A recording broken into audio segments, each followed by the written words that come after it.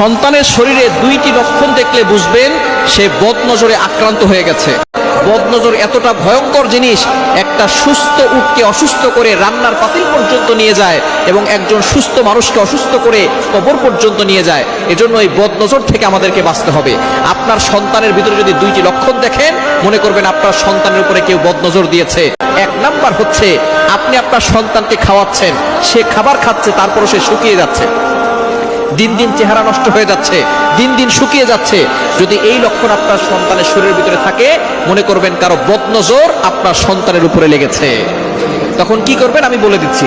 দ্বিতীয় নাম্বার হচ্ছে, যদি আপনি দেখেন যে আপনার সন্তান রাতের বেলা হঠাৎ করে কান্না করতেছে, জোরে আওয়াজ করে কান্না করতেছে, দিনের বেলা যে কোনো সময় কান্না করে, রাতের বেলা ঘুমানোর মাঝখানে কান্না করে উঠতেছে, এটা যদি দেখেন এই দুইটি লক্ষণ, শুকিয়ে যাচ্ছে, দিন দিন খাবার খাচ্ছে অথবা খাবারও খাচ্ছে না, দিন দিন শুকিয়ে যাচ্ছে, দ্বিতীয় নাম্বার হঠাৎ করে কান্না করতেছে, এই দুইটি লক্ষণ দেখলে বুঝবেন আপনার সন্তানের শরীরে কেউ বদনজর দিয়েছে।